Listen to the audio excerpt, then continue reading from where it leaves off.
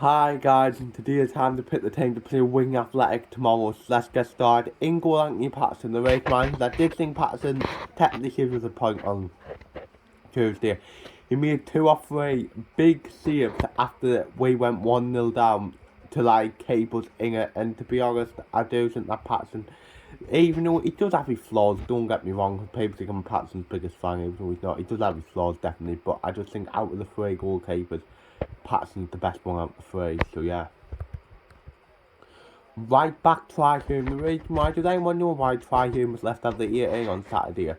I mean on Tuesday. It was just a joke really. Tri-Hume in the 2 games he plays was solid compared to the rest of our defence. And the thing I do not get, he is a proper right back, if you get what I mean.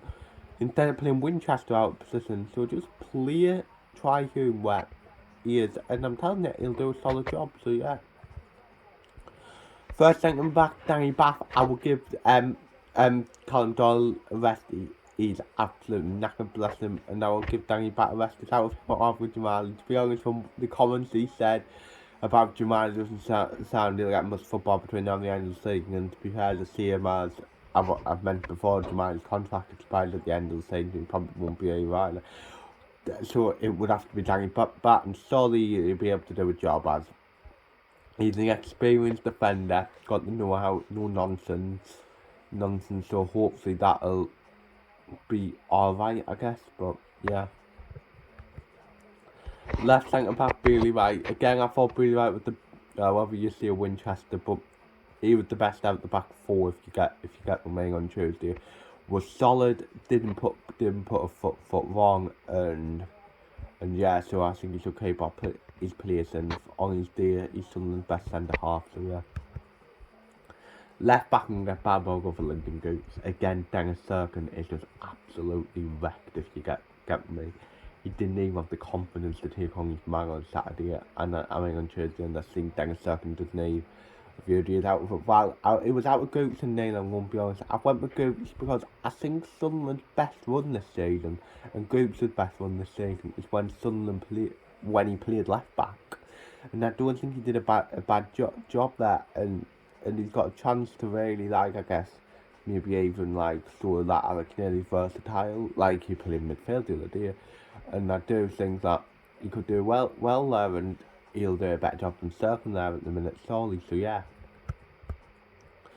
First centre mid, Jimmy Tetty, the race man, I thought he had another solid game on Saturday, on Tuesday, was bright, he can turn with the ball easily, and there's something I like from a 21-year-old, and to be honest, I think he'll get better and better as time goes on, and he'll be a massive asset for us going forward, and we'll get a good price from himself, so yeah.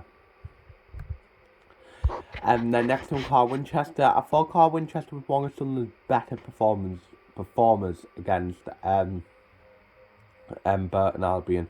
Wasn't looking enough to score 2 or 3 times, drove well. And if I'm honest, I do think he could have did better for their goal and coming a bit further, a bit closer. But other than that, I thought Winchester had a decent game.